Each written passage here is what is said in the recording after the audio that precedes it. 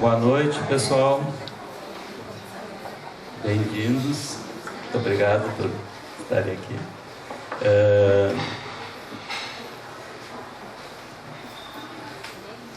Temos uma escritora misteriosa essa noite, né? Para instigar, acho que eu estou curioso para saber o que as convidadas e o que o pessoal do público vai pensar, está pensando sobre a nossa escritora misteriosa. Bom, mas antes, e ali para a internet também, nós vamos fazer então, a apresentação do nosso café literário da Sociedade Psicanalítica de Porto Alegre, em parceria com a Saraiva. Todas as segundas, terças-feiras do mês, ou quase todas para as férias, né?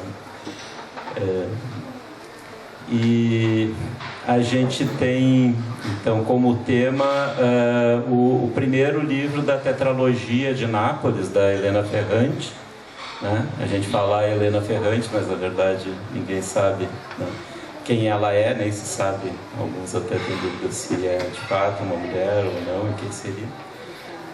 Mas o fato é que eu acho que pouco sem dúvida de que é uma grande escritora, e é o primeiro volume da tetralogia, né?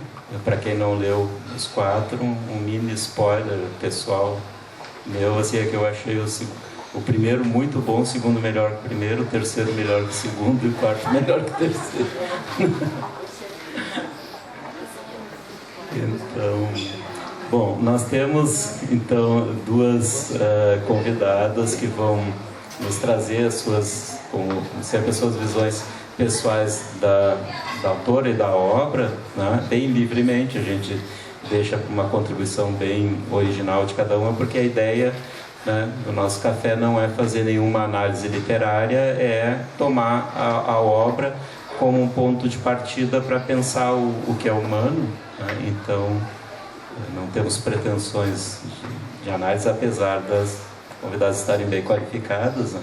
A Fernanda Borges Pinto, que vai começar falando, ela é doutora em Linguística e Teoria da Literatura, certo? Né? E está representando a ala jovem, né, que a gente quer trazer. É professora também, professora no ângulo, né? Inclusive foi entusiasticamente sugerida por uma aluna, que é uma coisa muito boa, né? E a Luísa é a prata da casa, a gente, né, a maioria dos que estão aqui já conhecem bem, né? Mas parece muito.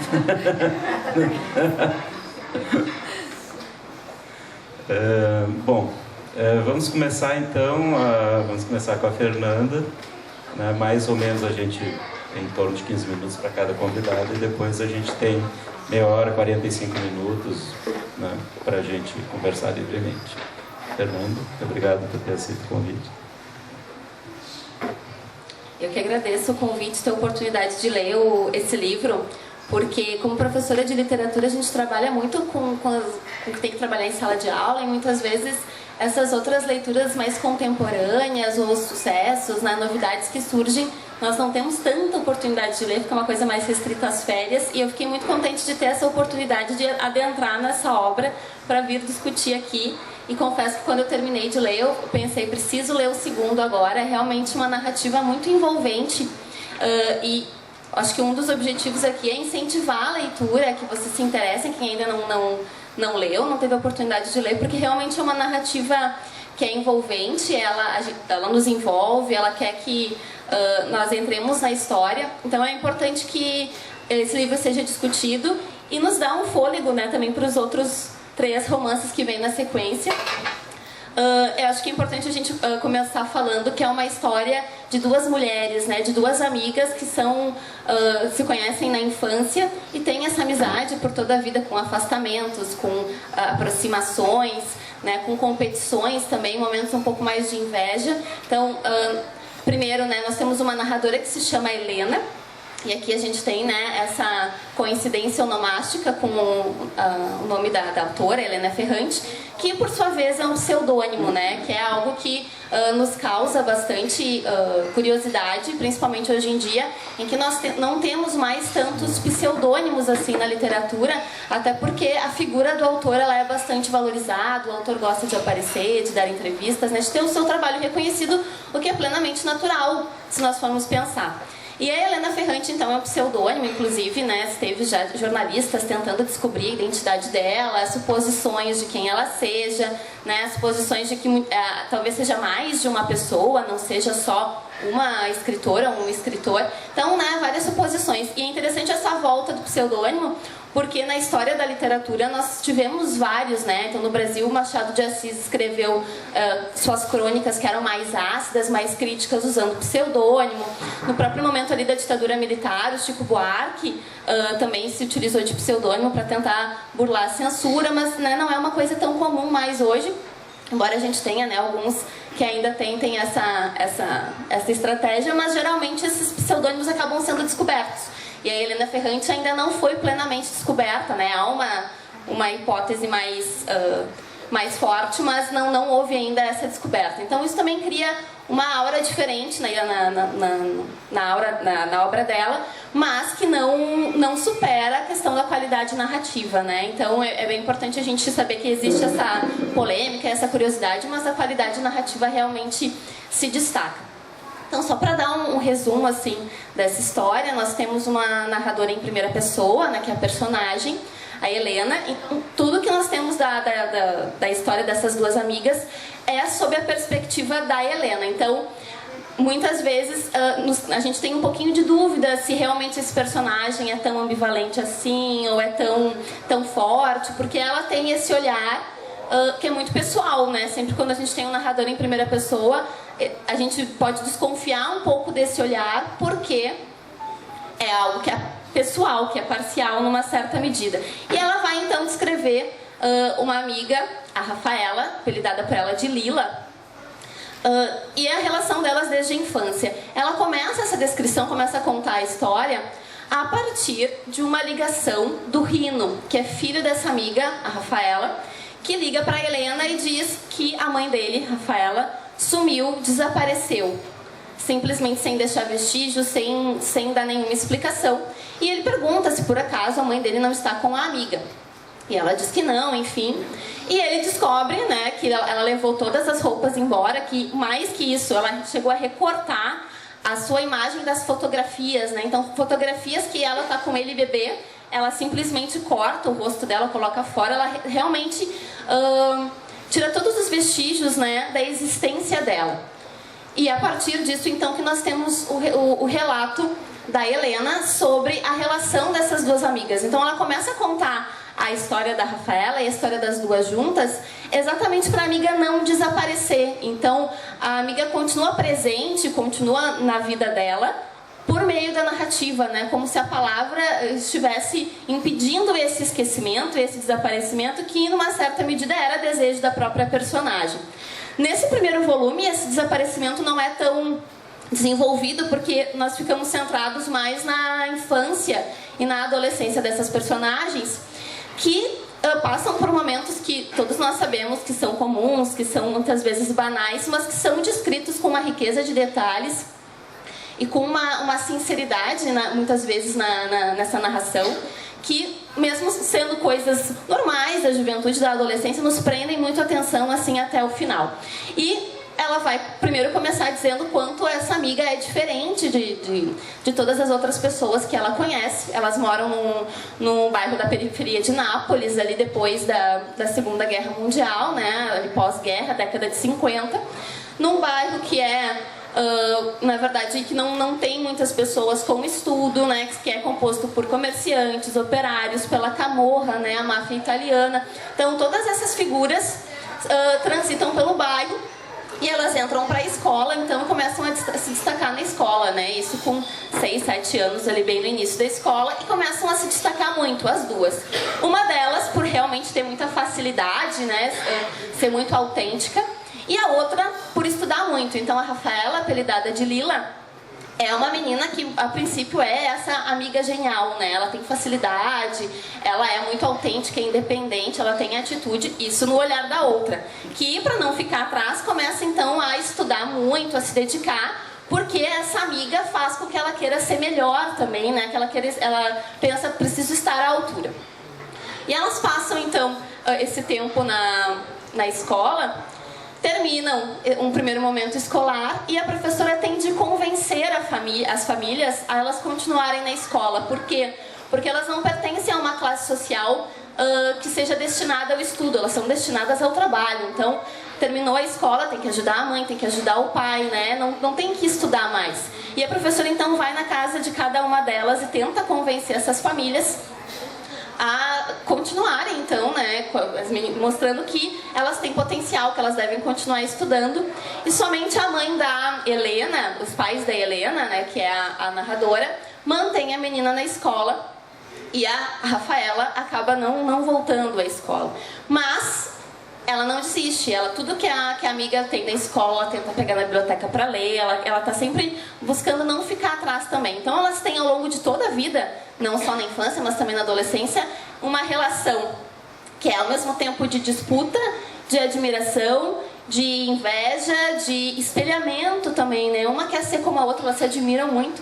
E muitas vezes é ambivalente, elas são personagens complexas nesse sentido, porque elas se completam e uma acha que a outra é mais importante numa certa medida, né? Nós temos o tempo todo o relato da Helena, mas é a Rafaela que diz pra ela que ela nunca pode parar de estudar, porque ela é a amiga genial. Então, como ela é a amiga genial, ela nunca pode parar de estudar. Então, ao longo de toda a narrativa, a gente tem essa ideia de que a amiga genial é a Rafaela, é a Lila, mas quem diz isso é a outra, né? Então, você é a minha amiga genial, você nunca pode parar de estudar. É muito bonita essa cena, né? E esse estímulo que elas sempre tentam se dar e apoio ao longo dessa infância e dessa adolescência, pelos quais elas têm que passar por diversos processos, né? Em que a escola não é valorizada, o estudo não é valorizado. Então a gente vai ter esse momento no bairro delas, uma descrição bem interessante sobre a Camorra, sobre a família que é comunista, né? Como as coisas se relacionam. Então a família do comerciante que tem mais poder e que todos devem prestar, né, as suas homenagens, né? Tem que seguir uma série de regras, portanto. Então, além dessa questão mais da juventude delas, nós somos inseridos, né, nesse contexto pós-Segunda Guerra, então, e num contexto bem ali de Nápoles, e dentro de algo que é bem do romance tradicional mesmo, que é de trazer uma história particular para representar o universal. Então, esse romance ele é bem clássico nesse sentido, porque ele traz aspectos, então, da vida particular dessas meninas para representar um contexto, né, um momento maior, mais geral, mais importante. Acho que nós temos muitas outras coisas para falar também, não sei se eu tenho mais tempo, se posso continuar. Acho que é importante ressaltar também a questão da linguagem, que é uma linguagem acessível para todos, assim, né? Então é um romance que ele é desafiador, não pela linguagem, mas pela história. Nós queremos saber o que acontece, mas tem uma linguagem que ela é descritiva, né? Ela é surpreendentemente descritiva e ela pega a nossa atenção, né? Não é uma descrição que nos cansa, a gente sempre quer saber mais e mais sobre ela. Então é um incentivo ter essa questão da linguagem para nos incentivar a ler, né? Sempre mais e mais. Não é uma linguagem cansativa, embora todos os livros sejam bastante extensos, né? E com bastante detalhe. É importante também a relação entre as famílias delas, né? O tempo todo contestando o fato de elas irem para a escola. Então, a Helena vai para a escola, mas o tempo todo ela tem que ser a melhor. Ela não pode falhar nunca, porque se ela falha, o pai dela diz para ela: tu não pode falhar, não pode rodar, não pode repetir, não pode ficar abaixo da média, porque senão tu vai trabalhar comigo, tu vai ajudar tua mãe em casa. Então, sempre tem essa questão do estudo, que é uma vontade delas, que é muito diferente dos outros vizinhos, dos outros adolescentes, mas também que é uma imposição, né? Elas conseguem ver no estudo, as duas, uma possibilidade de ascensão social. Inclusive, na própria literatura tem um momento que elas deliram, achando que se publicarem um romance, podem ficar riquíssimas. Helena Ferrante ficou, mas aí tem que fazer um super sucesso, né? Então, mas elas têm isso, vamos escrever um romance juntas, sair desse bairro, ganhar muito dinheiro, elas têm essa esperança no conhecimento, no estudo, na literatura, o que é muito bonito, assim, de modo geral. Eu acho que agora a gente, de repente, pode analisar um pouco mais os personagens, não sei, e vamos se encaminhar mais para desenrolar.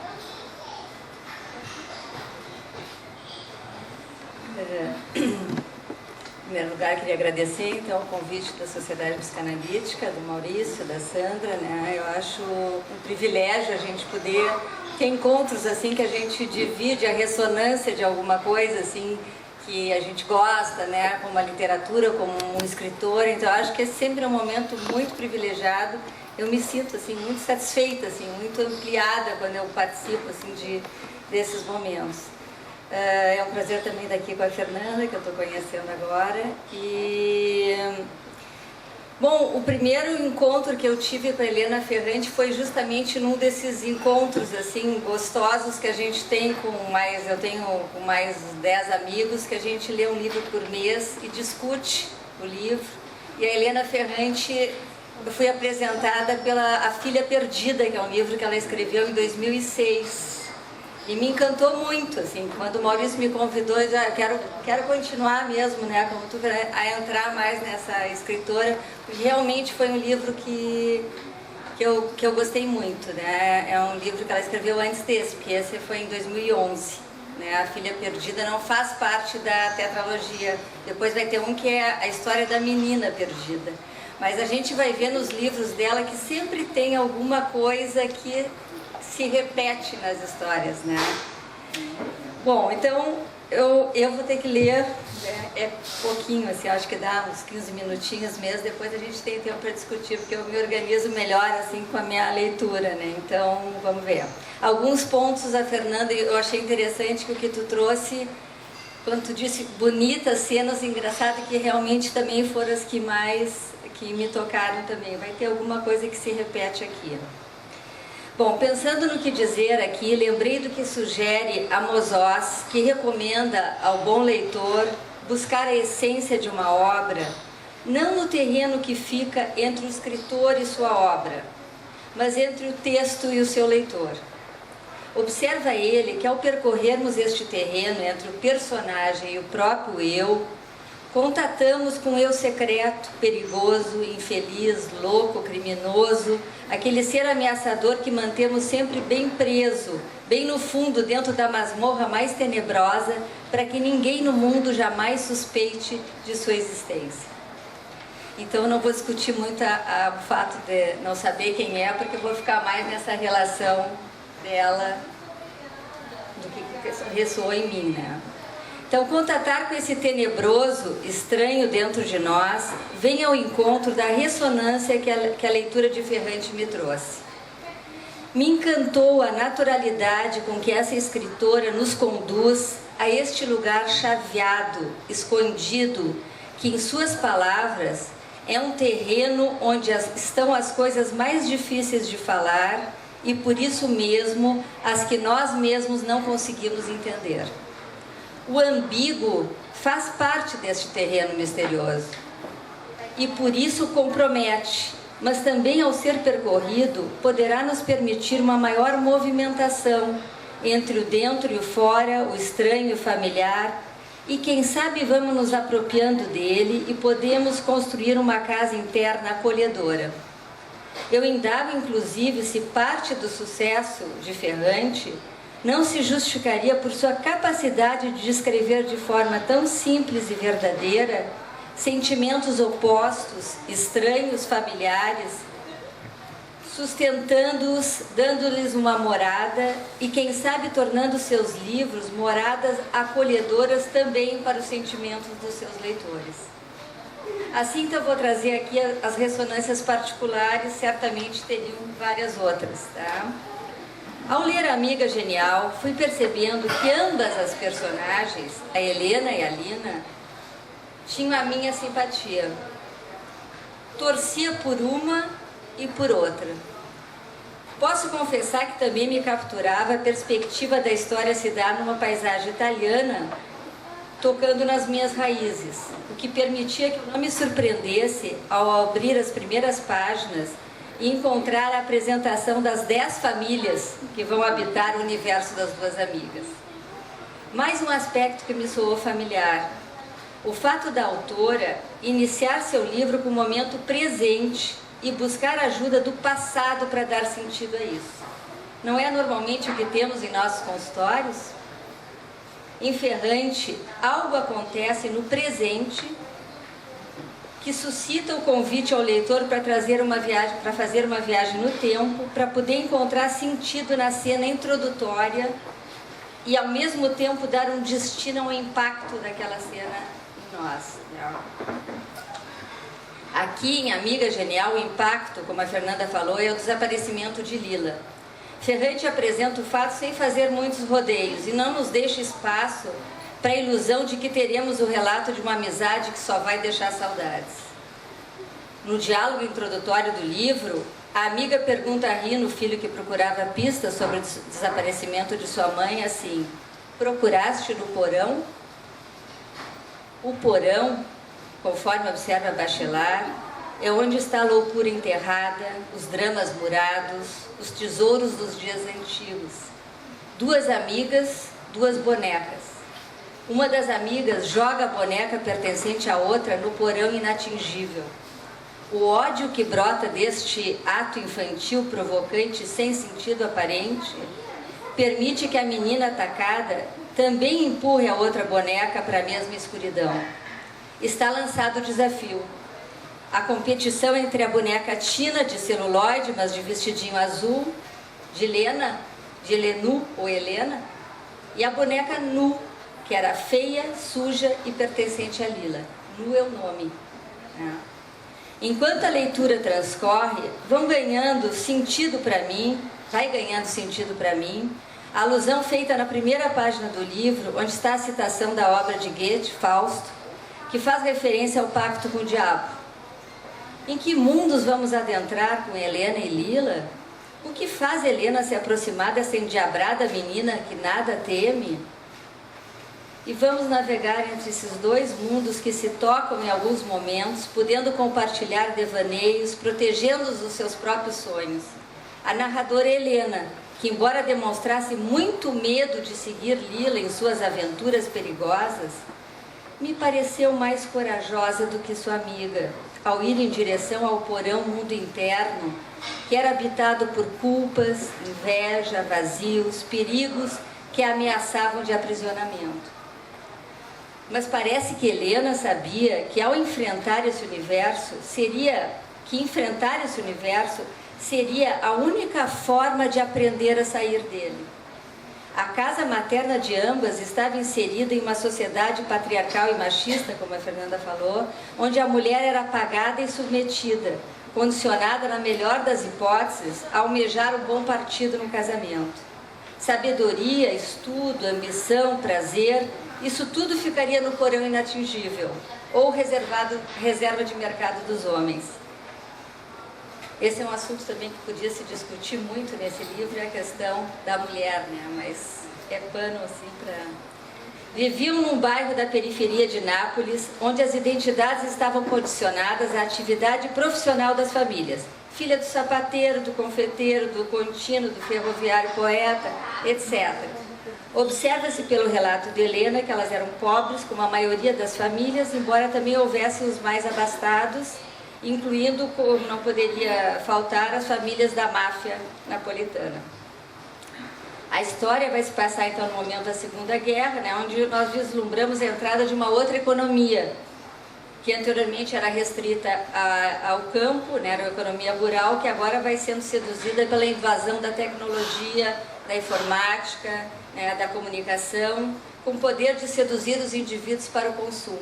Então esse é o momento pós-guerra, aí, 50, 60, né? Dentro deste contexto de mudanças, de reconstruções, da entrada de alguma esperança de progresso, duas meninas sonhavam com o futuro, em serem mulheres escritoras. Ferrante nos captura, mostrando o entusiasmo de ambas com a literatura, com estudo, especialmente em Lina, que carregava Helena para a biblioteca para estudo de línguas, animada com o resultado dessa curiosidade. Vamos percebendo que no mundo de Lila, a única saída era a escrita. Ela quase não falava sobre seus sentimentos, mas quando escrevia, surpreendia Helena pela riqueza do vocabulário, domínio das palavras e inteligência. Enquanto vamos acompanhando Lila com um propósito bem definido de ser escritora, defendendo-se de qualquer obstáculo que pudesse desviá-la desse propósito, Helena vai nos abrindo seu mundo, suas fantasias, medos, inseguranças, vazios, e vai se construindo pelo relato compartilhado com o leitor. Penso em trazer aqui alguns aspectos que eu fui pensando então no desenrolar dessa história. Acho que não é só a minha observação de que Helena revela, através de suas fantasias, que seu mundo é Lila. Mas Lila não traz essa mesma prioridade. Helena vê em Lila sua potência de existir. Lila é a marca da decisão absoluta, quase o oposto daquela que sempre se sentiu deslocada das próprias ações. Mas vou me deter um pouco nas suas famílias. Helena é a filha mais velha do contínuo. Sua mãe não tem nome, diferentemente de todas as mães das outras famílias. São palavras de Helena. Eu tinha a impressão aos 6 anos que a mãe fazia tudo para me mostrar que eu era supérflua em sua vida. Não tinha simpatia por mim, nem eu por ela. Seu corpo me dava repulsa. Seu olho direito não sabia nem por onde olhava. Um olho que não olha me fez pensar em Winnicott, psicanalista inglês, que vai considerar como traumático essa impossibilidade do bebê poder se ver na mãe, tendo ao invés de um espelho de si, a intrusão de uma imagem que não tem sentido para ele, que não reflete suas necessidades. Vamos acompanhar o quanto Helena vai carregar dentro de si a ameaça desse olhar, que não conseguia refletir o que ela era, mas sim o modo como sua mãe a via. O pai vai, de algum modo, oferecer um olhar mais benevolente e entusiasmado, dando alguma esperança em Helena, ou ao menos não será tão castrador quanto sua mãe. Mas aos 10 anos, Helena queria ter uma cumplicidade com alguém para se deixar misturar, ganhar potência de existir, para confiar no amor, na sua possibilidade de amar e ser amada. A escolha de Lila para esse papel lhe dava bastante trabalho, já que a atitude dessa amiga era imprevisível. Mas ao vê-la tão esperta e inteligente, tendo aprendido a ler desde os 3 anos de idade e desafiando qualquer um com seu conhecimento na escola, fica convencida de que se caminhasse sempre atrás dela, atrás da Lila, seguindo sua marcha, o passo manco de sua mãe, que parecia não sair da sua mente, deixaria de ser uma ameaça. A força desse discurso materno introjetado era tanta que conseguia lhe trazer insegurança, mesmo se destacando como uma menina de caracóis louros, bonitinha, feliz de se exibir, transmitindo impressão de delicadeza, completamente o oposto da desengonçada, magrela e insolente que era a Lila. A família da Lila era do sapateiro. E ela tinha um irmão mais velho do que ela, em quem a depositava sua força de conquistar novos horizontes. Penso que o filho homem da família italiana traz implícita essa potência. Entretanto, o clima vivido entre os filhos e pais era de briga, explosões e surras, sendo Núzia, sua mãe, totalmente submetida. Inicialmente eu cheguei a pensar que a boneca da Lila se chamava Nu, em função do Núzia, mas logo eu passei a ter uma outra fantasia, que o Nu era da Lenu e não da mãe, né? Vamos observar posteriormente que Lila identifica-se mais com o pai, que era um artesão muito capaz, talvez um artista, mas que se conformara em fazer trabalhos menos nobres. Lila se revela mais nas ações e nos estudos, enquanto Helena nos alcança através de suas memórias, fantasias e sentimentos. Em psicanálise, vamos chamar a esta construção individual de realidade psíquica. Nesse lugar tem o sonho, o brincar, a criatividade, o amar, o odiar, né? Mas a história se inicia nas memórias de infância. E ela diz a Helena: não tenho saudade da nossa infância cheia de violência. Acontecia de tudo dentro e fora de casa, todos os dias. Mas não me lembro de jamais ter pensado que a vida que nos coubera fosse particularmente ruim. A vida era assim e ponto final. Crescíamos com a obrigação de torná-la mais difícil aos outros, antes que os outros a tornassem difícil para nós. Assim, as duas amigas encontravam-se em um subsolo frio, árido, mas visto contendo um sopro de liberdade, espaço onde podiam criar os universos para si e para suas bonecas.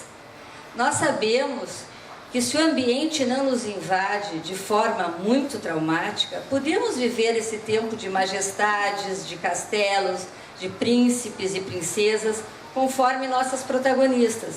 Momentos de cumplicidade com amigos, onde nos aventuramos a compartilhar intimidades, curiosidades e até maldades.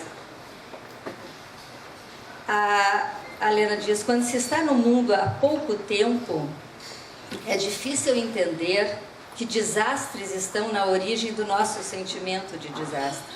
Talvez nem se sinta a necessidade de compreender. Mas sabemos pelo relato de Helena que não era muito apaziguador o ambiente familiar de ambas as amigas. Mas no modo como ela descreve as brincadeiras no subsolo, nós verificamos que o terror ficava deslocado para a figura do Dom Achille, com sua bolsa que esconderia todos os vestígios estranhos que aparecem no pátio de sua casa. Dom Achille, então, é o ogro, assim, é o personagem que no fim vai ser assassinado no livro, né? Para Helena, a amizade com Lila inicia no enfrentamento desse inimigo, quando esta lhe dá a mão. Para Lila, não é dito quando inicia a amizade, mas eu imagino que inicia no momento exato em que Helena responde à atitude da amiga, repetindo o gesto também com a boneca da Lila. Como se a atitude de ambas tivesse instaurado a constatação de que existiam uma para a outra. Enquanto as duas podiam trilhar o caminho juntas, tendo sonhado com o livro que escreveriam, dedicando-se ao estudo, estavam em relativa harmonia. Mas terminado o ensino fundamental, deveria haver um investimento da família para que os estudos fossem prolongados. E a Lila não tem a mesma sorte que Helena e seus caminhos se bifurcam. Por algum tempo ela vai manter a ilusão de que conseguirá vencer com a ajuda do irmão Rino. A desmentida da realidade era necessária para sua sobrevivência. O contrário seria admitir que ela não era mais dona das verdades, de certezas inquestionáveis, que o mundo que imaginara para si não estaria atrelado a uma carreira nas letras, e ainda que seu irmão, pai idealizado, não era um salvador.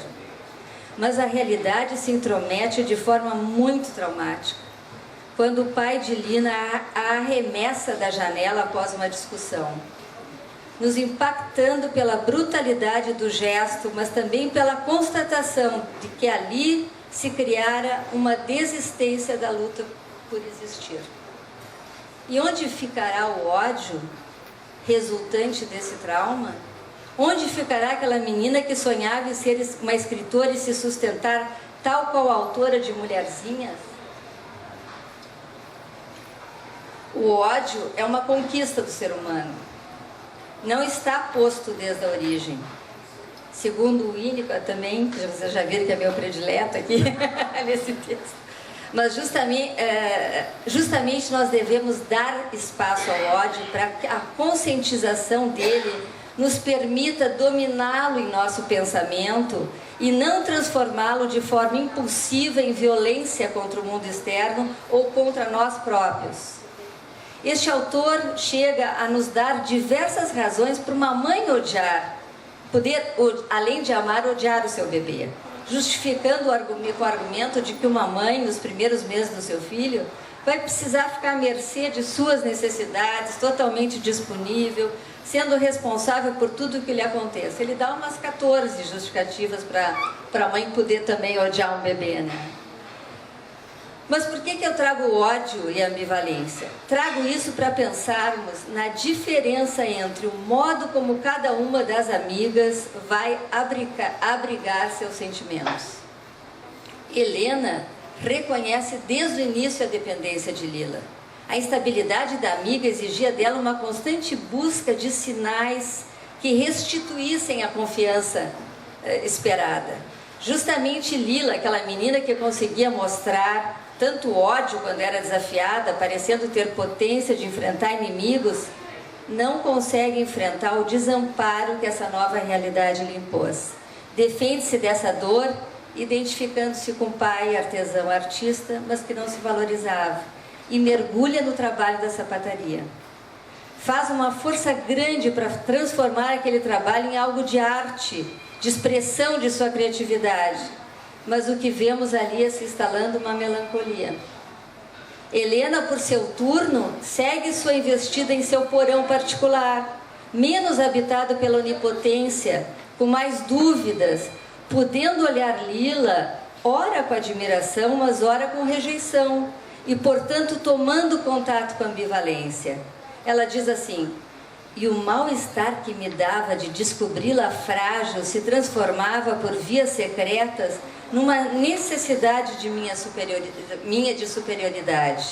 Em algum ponto de mim, muito secretamente, antegozava uma escola a qual ela nunca teria acesso, uma escola em que, na sua ausência, eu seria melhor. Isso é Helena, né? Para Lila, o trauma desse momento vai ganhar um nome. Desse momento é desse momento que ela se depara com esse pai, desmarginação. Quando algo perde o contorno, nós não podemos identificá-lo, seja para a gente amar ou para destruir. Se as coisas se desmancham, perdem essa possibilidade de tu, de alguma forma, te relacionar com elas.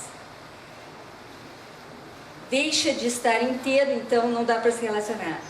É impressionante e tocante a descrição de Lila quando tenta explicar a sua amiga o sentimento de desmarginação.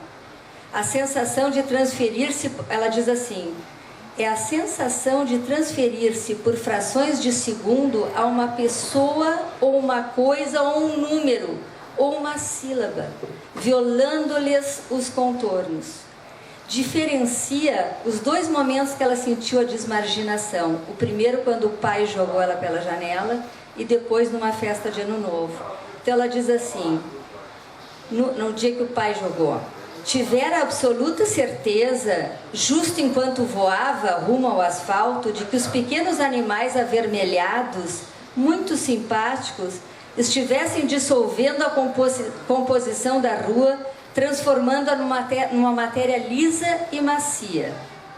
Mas naquela noite do Ano Novo lhe ocorrera pela primeira vez de perceber entidades desconhecidas que destruíam o perfil costumeiro do mundo e mostravam sua natureza assustadora.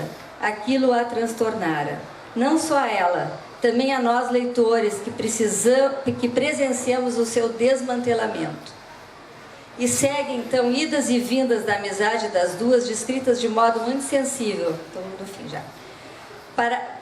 Parecendo que Helena conseguia transformar os bons encontros em novo gás para a sua vida. Ela dizia, eu e Lila, nós duas, com aquela capacidade que somente junta tínhamos de captar a massa de cores, de sons, de coisas e pessoas e depois narrá-las e dar-lhes força.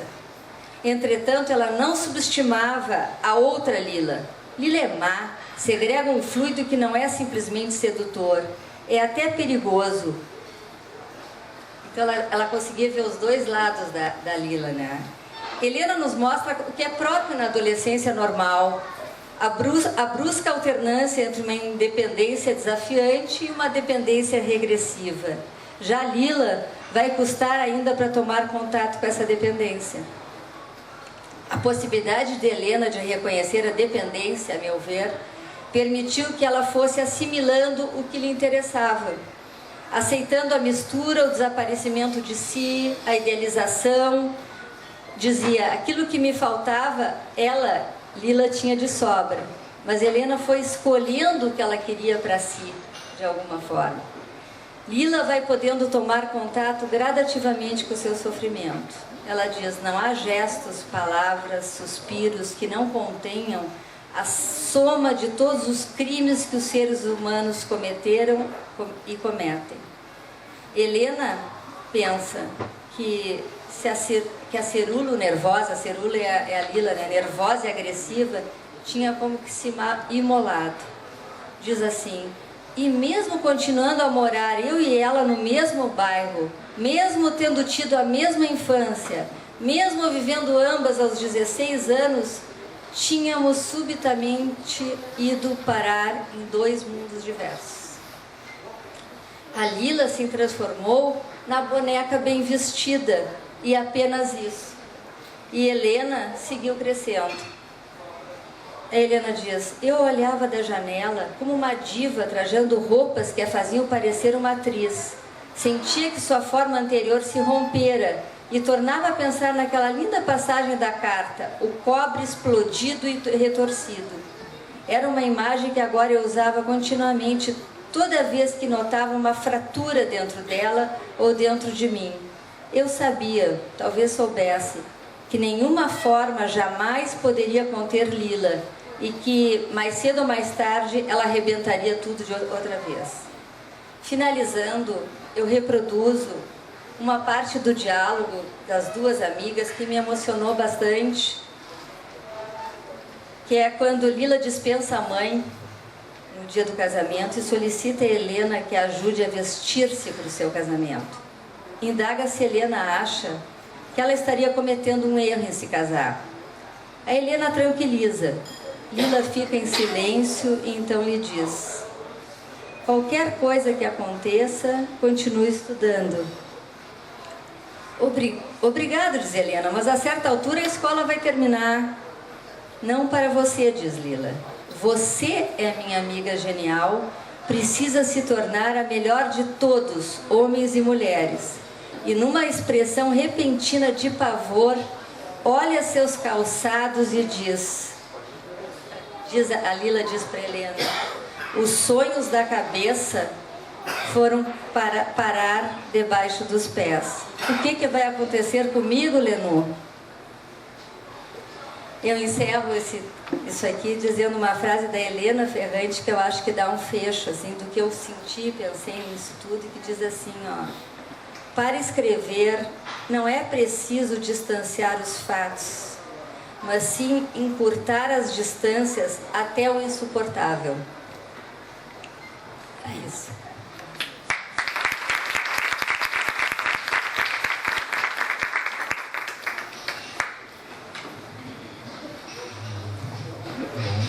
Muito obrigado aos convidados, enquanto vocês vão aí pensando o que estão querendo falar. Vou colocar um pouquinho do que eu pensei enquanto estava ouvindo. Assim, tem uma personagem que não foi mencionada aqui, mas eu quero trazer, e acho que talvez tenha tido um pouco a ver assim, com uma razão do convite para a Fernanda, né, que é a professora Oliveiro. Porque quando eu pensei em trazer essa obra, assim, isso que a Fernanda disse, né, de pegar o particular para falar do universal, a minha impressão é que tem uma riqueza muito grande, assim, mas se eu fosse escolher um ponto, né, em toda a tetralogia, talvez, mas especialmente na infância dos personagens, eu acho que esse universal é a sobrevivência da alma num ambiente brutal, assim, né? E a Nápoles do pós-guerra e a sombra do Vesúvio, assim, né? Eu acho que representa isso. E a professora, para elas, né, porque falam do estudo, né, mas o periscópio para fora daquele bairro e daquele lugar brutal foi trazido pela professora, né? E até por isso, então, trazer a professora que foi sujeita por uma aluna, né? Que eu acho que é particularmente significativo, porque a professora Oliveiro mostrava alguma coisa fora daquele ambiente brutal, entendeu? Para aquelas meninas, né? E ela se finalizava e ela inclusive se revoltava, né? Se revoltou quando a Lila não aproveita o seu potencial, né? Assim, então, porque era uma superdotada a Lila, né? Cognitivamente, mas ambas traumatizadas, a Lila talvez mais, né? Assim, ainda traumatizada, por isso ficou fóbica, nunca saiu de Nápoles, né? A não ser talvez no desfecho. Não, mas diz ali no início. Assim ela diz no início. Bom, mas passando a palavra para vocês. Quem se habilita? Só um comentário breve antes de a gente começar a conversa.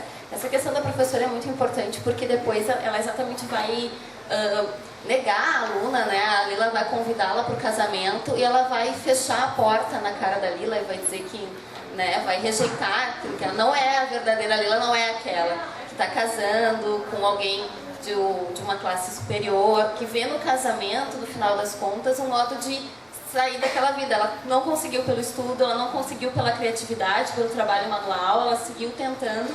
E o casamento, por mais que ela goste do noivo, enfim, acabou sendo a alternativa que ela teve naquele momento e a professora nega isso porque vê nessa questão uma rejeição do seu potencial criativo, do seu potencial cognitivo, enfim.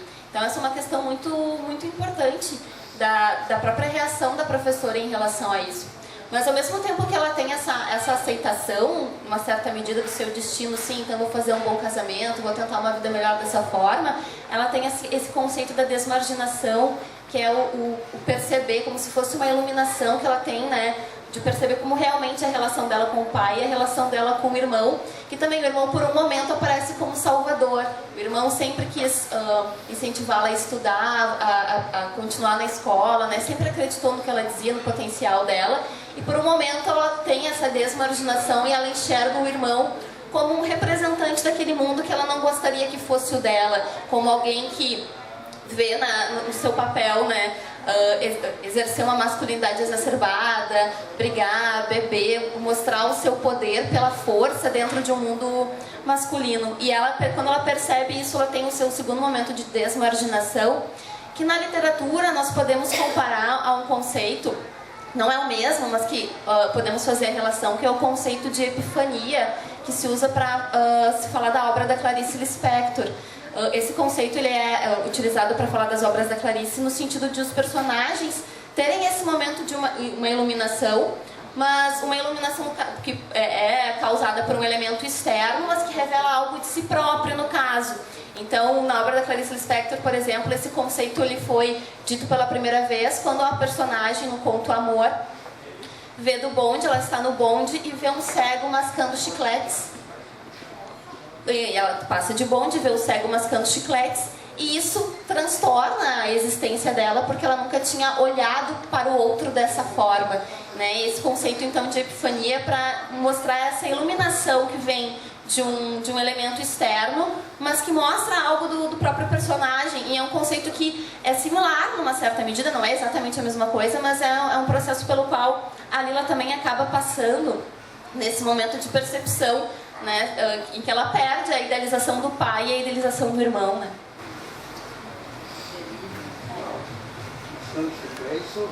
Sorrindo. Da Hora da Estrela, né? Não, mas não? Contos. É o Laços de Família com Amor. Mas na Hora da Estrela tem algo semelhante também. Né?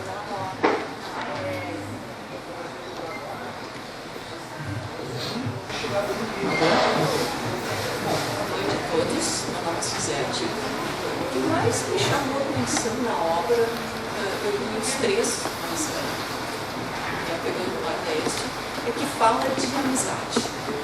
Mas é uma amizade que, para mim, não lembra muito uma amizade que seria uma coisa muito boa, de companheirismo, de torcer pelo teu amigo, de ficar contente com as coisas que ele conquista.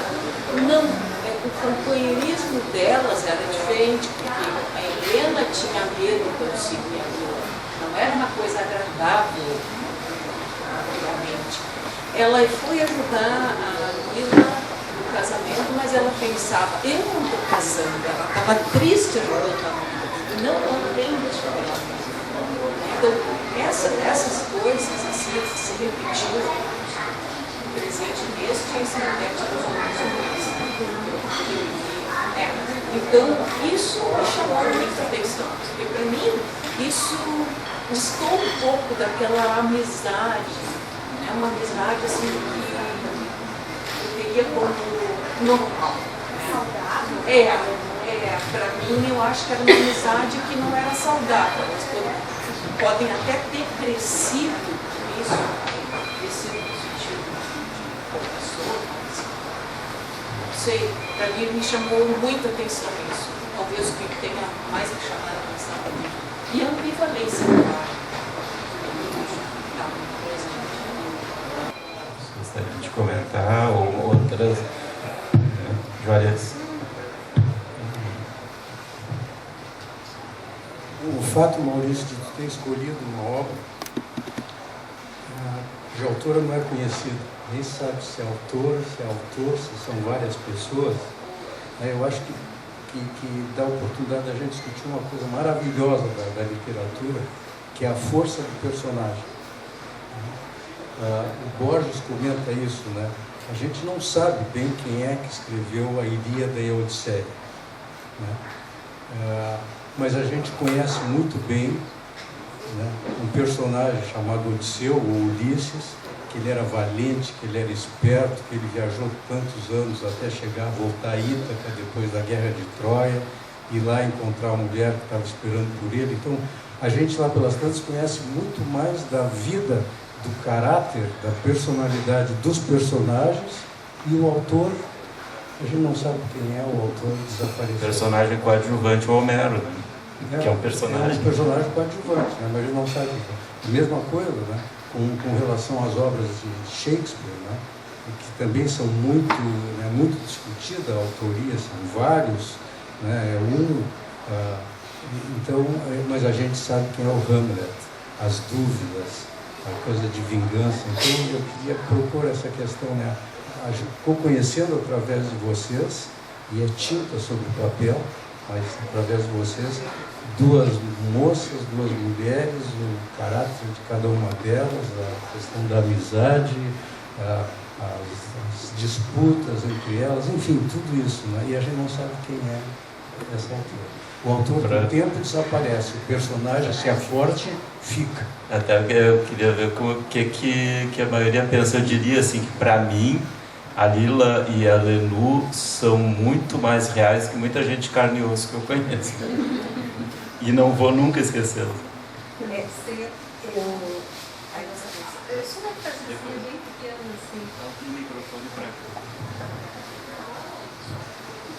Eu não sei de quem que é, mas assim, no livro, os humanos, como é retratado no livro, o humano parece mais humano que os humanos, né? Porque ali mostra bem toda a ambivalência, todos os sentimentos que surgem, né? E eu achei bem interessante isso, assim, né? Como um livro pode revelar mais do que até a proximidade, né? Ou na terapia também, né? A gente vê isso.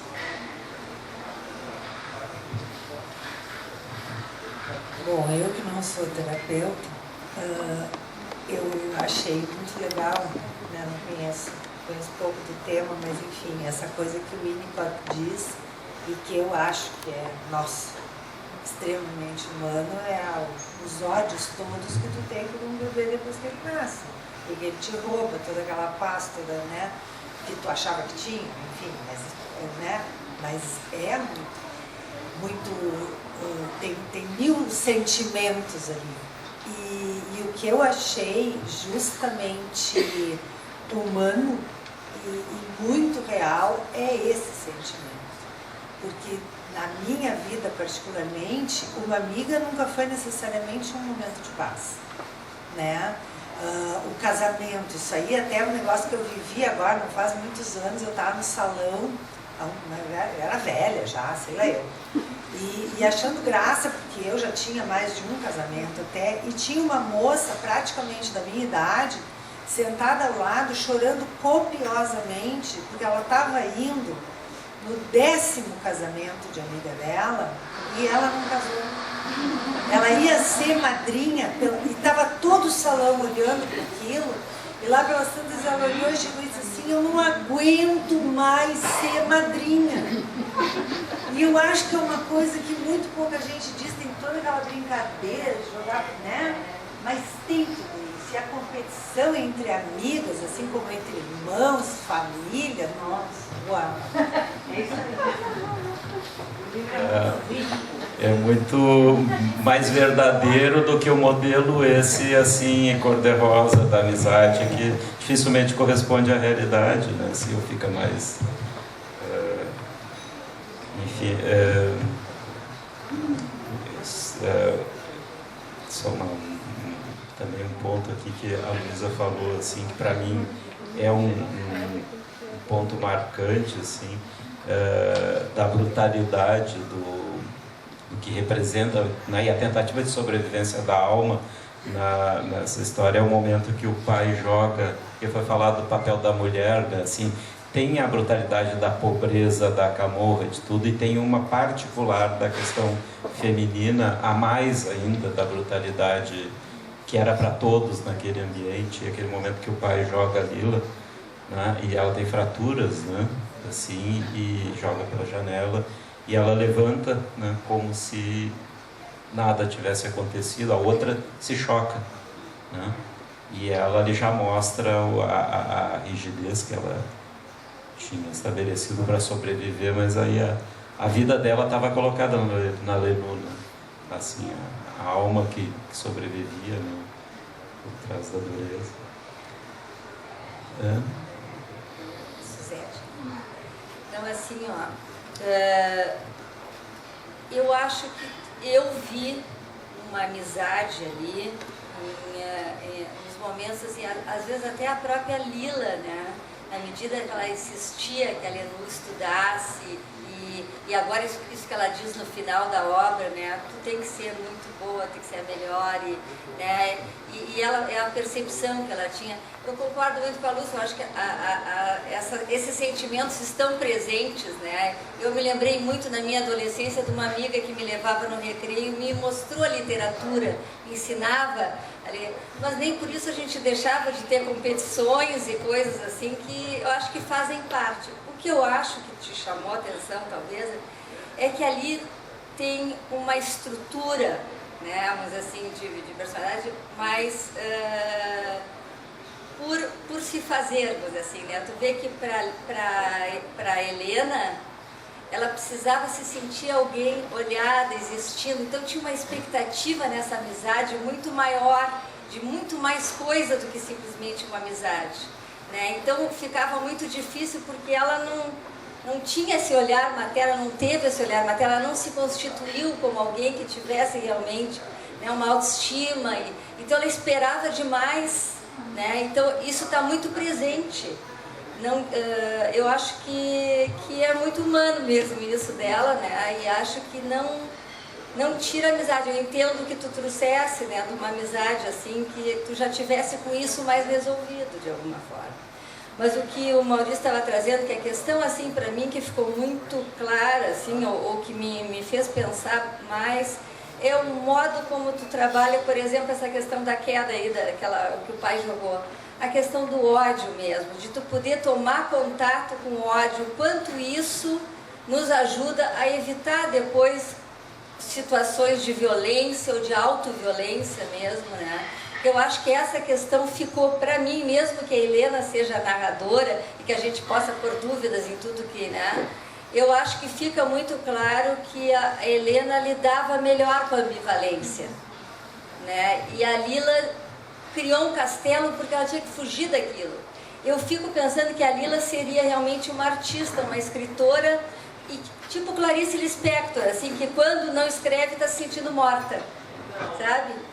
Eu acho que ela talvez fosse essa pessoa que na hora de escrever ela estava existindo, e na hora que não escrevia ela podia estar se sentindo morta, né? E não sei agora como é que isso vai se desenrolar, mas essa foi a minha impressão, assim, que o ódio é algo que tu tem que tomar contato, né?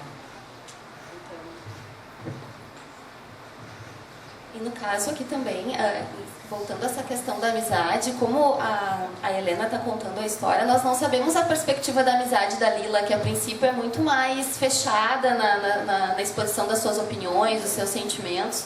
Então, a gente tem uma perspectiva da amizade somente, que é uma perspectiva idealizada. Ela tem exatamente, na Lila, um modelo de mulher que ela não tem na mãe, que ela gostaria de ser numa certa medida.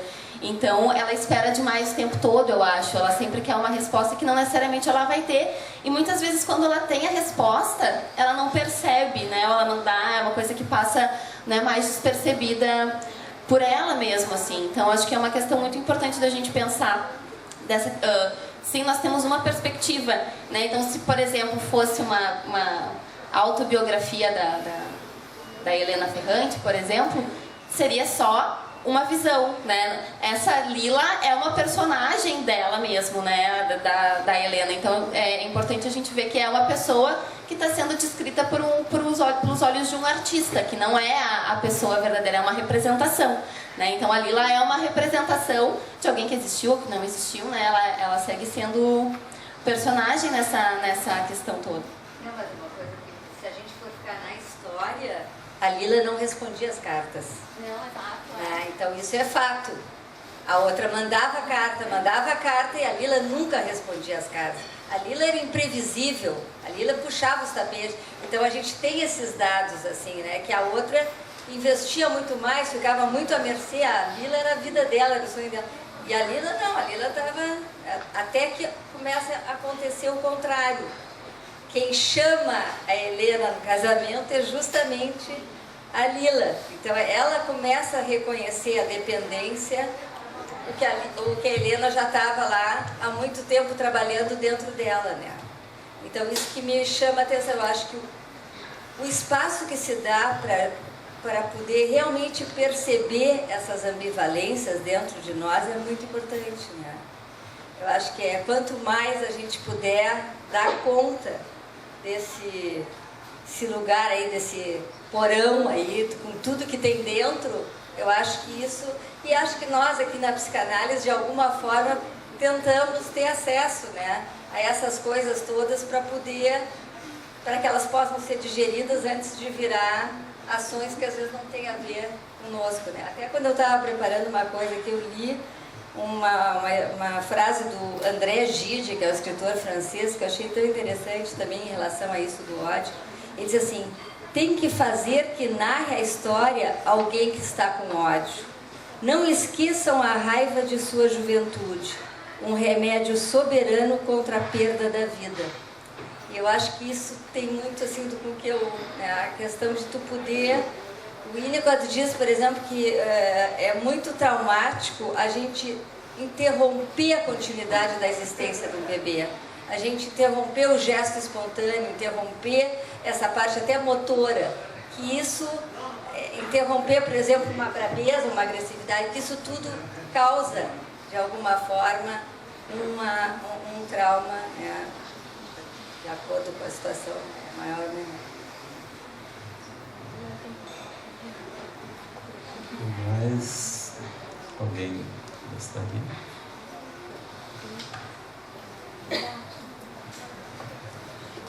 Boa noite. Eu quero fazer uma colocação que, na verdade, é muito mais uma interrogação, principalmente para os experts da área da psicanálise, da psicologia.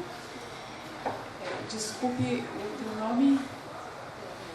Luísa. Desculpe o meu é Suzete também, Luísa. Então, eu vejo tu enfatizar essa questão do ódio, né? Da importância de tomar conhecimento, e eu não sei se eu entendi bem, de certa forma, que isso traria algum benefício para o personagem, essa tomada de consciência do ódio. No entanto, a gente vê, eu já li os 2 primeiros livros, eu não li o terceiro e o quarto ainda. Então a gente vê que a Lila tem uma vida muito mais difícil, muito mais frustrada em todos os aspectos. E uma das coisas que me chama a atenção e que me deixou bastante sensibilizada foi a própria relação dela com o filho. Porque no início, tudo tem origem aí, quando ela sai de casa e ela desaparece e o filho vai em busca dela, e a Lenu dá a entender que o filho sempre foi um estorvo, independente, né, inclusive economicamente, não adentra muito nesse aspecto, mas enfim, o filho teria sido uma frustração. Eu entendo assim, pelo pouco que eu pude verificar ali nessa leitura. Por outro lado, os homens da vida dela todos, né, começa pelo irmão também. O irmão se apropria da obra de arte dela. Eu acho que talvez uma das grandes decepções, um dos grandes momentos, mais do que a própria violência do pai, ao qual já, de certa maneira, as mulheres estariam habituadas a sofrerem, aquele gesto do irmão se apropriando do sapato, vendendo para o futuro marido, e depois o futuro marido repassa aquela obra que para ela era tão importante. Acho que isso é uma dor muito grande que ela sente, que ela passa, um momento muito pesado. E depois elas disputam também o mesmo homem, né? O Nino. Eu não lembro se isso está já não. Então é todo um quadro muito complexo, um quadro de amizade, amor, disputa, ambivalência. E também, ainda voltando a essa questão do filho, quando a criança nasce, a dedicação, o amor que ela tem por essa criança é algo assim incomensurável, como eu acho que qualquer mãe normalmente teria. E me chama a atenção o fato de que ela bota no filho o mesmo nome do irmão, Rino, né? Então eu gostaria assim que tu, não sei se eu atropelei um pouco, porque eu já botei elementos aqui do segundo volume, né? Mas enfim, essa questão do ódio, né? Será que isso, amarrando um pouco, será que isso foi benéfico para ela? Porque a vida toda dela vai cada vez montanha abaixo, né? São frustrações, dificuldades, situações muito, muito... No segundo livro, então, a coisa é bastante tenebrosa.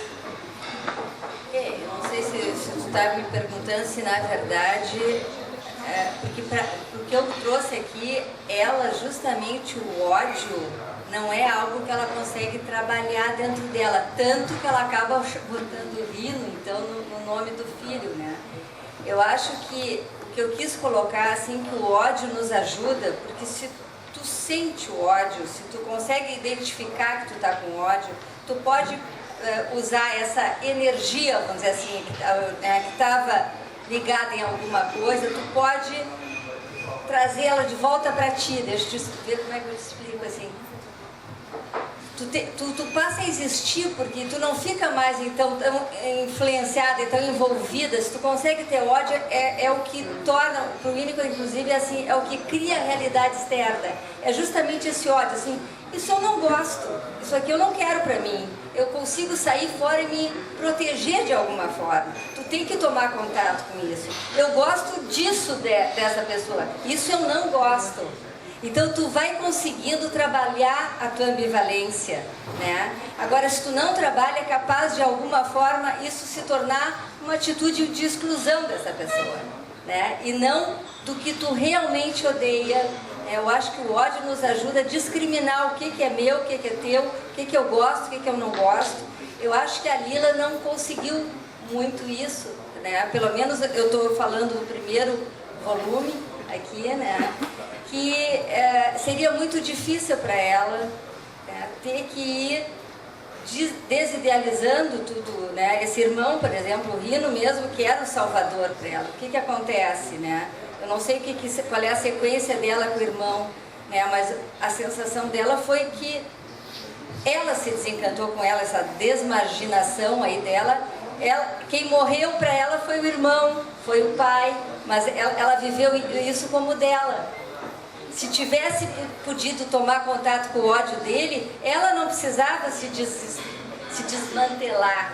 Era a relação dela com ele que tinha se tornado diferente. Mas ali aquilo está misturado, é ela que de alguma forma se desmonta. Pensar o ódio para não agir o ódio. Exatamente, é a conscientização, né? Não é o odiar, não é o fazer, é a ação. Eu acho que talvez assim, bom, como o que eu fiquei pensando é que talvez não seja só a conscientização nesse caso, assim. Talvez se pudesse pensar assim, que vai estar em jogo, acho que foi o que a Beth quis falar. O ódio, ele é maior que a personalidade, ou a personalidade é maior que o ódio? Ou dito de outra maneira, assim, a pessoa pode sentir o ódio ou o ódio possui a ela? E aí, nesse caso, é maior que a personalidade dela e é aniquilador. E aí, nesse caso, eu acho que não é desse ódio que tu está falando, né? Esse ódio que toma a personalidade, que a pessoa fica possuída e que destrói, né? Ele sai arrasando, assim. Acho que nos volumes posteriores a gente tem mais da perspectiva da Lila. Estou querendo incentivar todo mundo a fazer como eu, que fui direto até o quarto, porque eu acho que isso é um romance só, né? Dividido em 4. Eu li os 4 emendados, assim, e é um só. É uma história dividida por uma questão de tamanho do livro, eu acho. Assim, é a conscientização e também tem que ter uma atitude que corresponda a isso, mas aí uma atitude pensada. Eu queria dizer que primeiro o teu intento está funcionando, Maurício, porque eu não li o livro, fiquei louca para ler. A mãe já tinha me dado ele, um monte de coisa para ler, acabei não lendo, mas vou começar. Mas com relação ao ódio, eu fiquei pensando assim, não lendo, mas ouvindo o que vocês contaram, que esse pai da Lila era desvalorizado, né? Então, o ódio que ele não sentiu, talvez, ou que ele não elaborou por essa desvalorização, ele largou na menina, né? Então, talvez seja por aí. Não é o ódio atuado, mas o ódio pensado para não atuar, exatamente, né? É que quase todos os personagens eram extremamente desvalorizados, a vida era muito desvalorizada, os sentimentos, então, né? Alguns conseguiam sobreviver um pouco mais.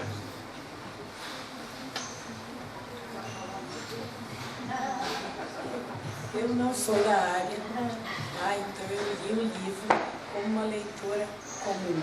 Tá? Eu passei o livro inteiro esperando que a Lenu cortasse com a Lena. E ela nunca cortou. Era isso.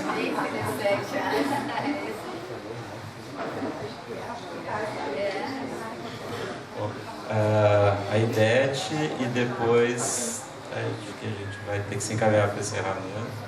Eu só vou comentar um aspecto que eu comecei a pensar aqui enquanto a gente discute, que a Lina, ela inspirou tanta gente, né? Ela era uma espécie assim de Midas, onde ela botava a mão dava certo, então ela tem essa criatividade.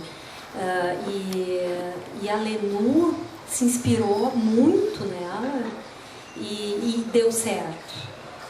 Então a Lina tem essa área de destruição, destrutividade, que coisa mais quase tantalizadora, né? Tu inspirar tanta gente e acabar sempre se autodestruindo. Então que coisa triste. E só comentar assim para quem for ler.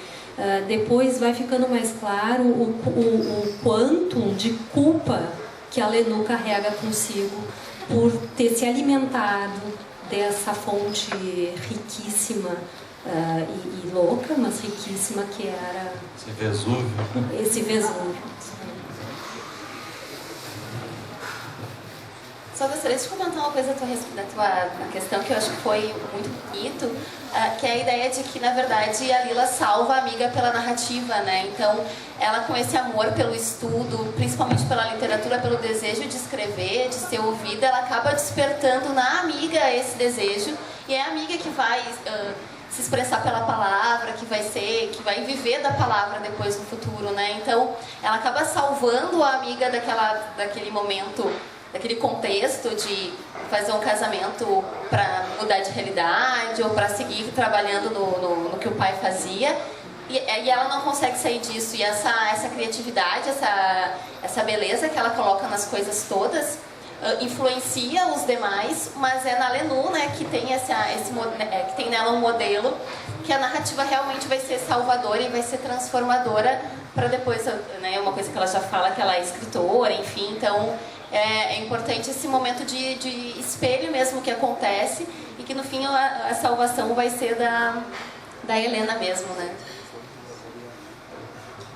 Tem um momento muito rico também do livro, acho paradigmático, que é quando a Lila, e mostra a interdependência delas, quando a Lila puxa a Lenu para sair fora do bairro, né? E elas vão e vão e vão, e parece que a Lila é quem faz isso e quem tem essa capacidade, mas lá pelas tantas a situação se inverte e a Lila não consegue mais ir, e a Lenu diz que ela iria, né? A outra precisou puxar, então a interdependência das duas. Eu não vou resistir e vou ler um trechinho aqui, um parágrafo só para a gente encerrar hoje também, porque a Luísa falou tanto do Winnicott, né, e dessa luta assim para não deixar morrer a criatividade, né, dentro da brutalidade.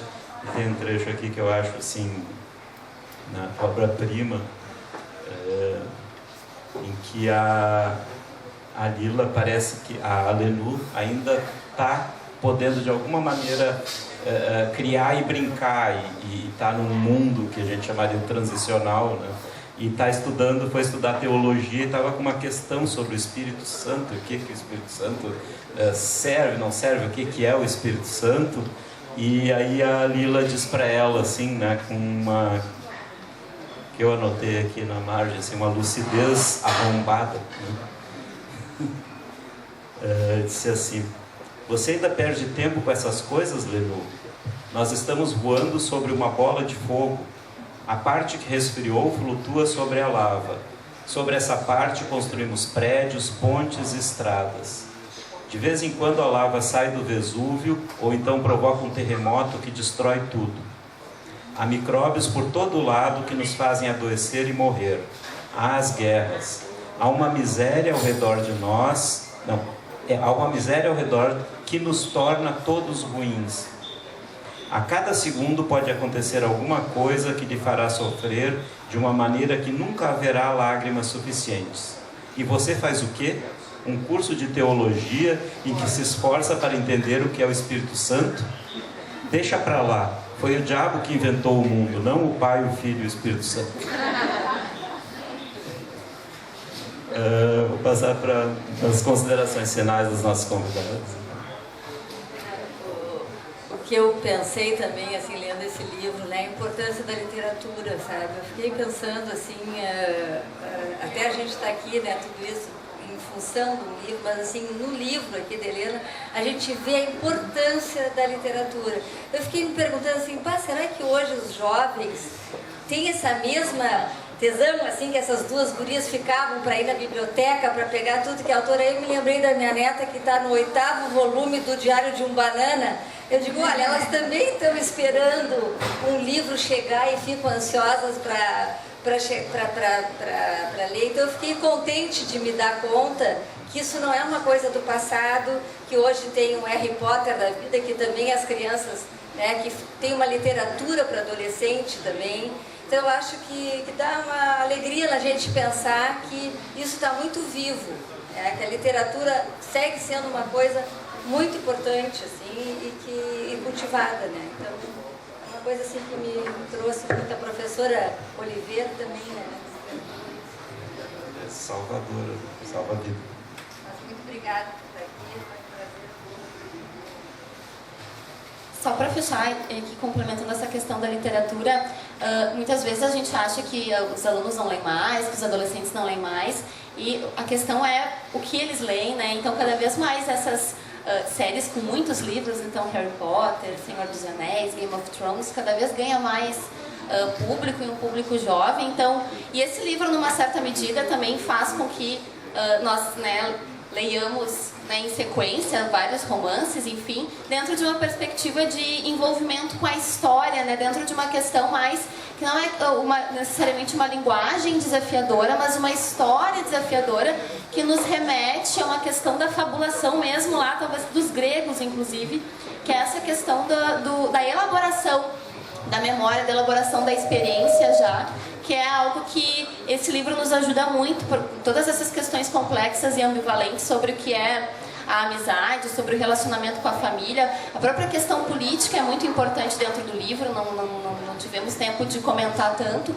mas em um momento a Lila fala que no momento em que eles vão comprar comida na salsicharia, que era da Camorra, que eles vão no bar e na confeitaria dos mais ricos do bairro, eles estão agindo como os pais deles, né? Como antes. Então tem toda uma reflexão também sobre o contexto que esse livro nos traz, mas ele acho que traz muito essa questão da fabulação mesmo, da importância de se saber contar uma história, que sim, as histórias importam muito ainda, e seguimos lendo porque cada vez tem mais histórias, e histórias muitas vezes que não trazem essa novidade em termos de assunto, então não é um assunto que jamais foi tratado, a amizade já foi tratada algumas vezes, a adolescência, a juventude, mas sempre com um novo fôlego, que é isso que a literatura tem de surpreendente, sempre conseguir tratar um tema que muitas vezes parece banal, batido, mas com um novo olhar que sempre surpreende e nos faz continuar lendo.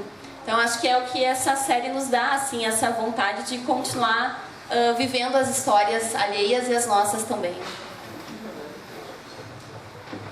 Eu quero agradecer muito a presença de vocês todos, a participação, e em especial as nossas convidadas. Antes que eu esqueça, que nós temos, para quem não é da Sociedade Psicanalítica, temos o Jornal da Sociedade à disposição para quem quiser pegar, e também alguns informativos do Centro de Atendimento Psicanalítico, que a Sociedade oferece psicanálise, enfim, standard, alguns diriam, com alta frequência, a preços mais condizentes, né, acessíveis. É um serviço que a Sociedade Psicanalítica disponibiliza, então quem quiser depois chegar aqui e pegar informações. E muito obrigado a todos. Estão convidados para o próximo café, então, em outubro. Vai ser o livro do Mia Couto, Um Rio Chamado Tempo, e qual é a continuação do título? Uma Casa Chamada Terra. Isso ainda não estão definidos os convidados completamente, então não posso anunciar, mas vai ser no dia 10 de outubro, é sempre a segunda terça-feira do mês. Estão convidados para trazerem, né, convidar os alunos, etc. Então, muito obrigado, boa noite.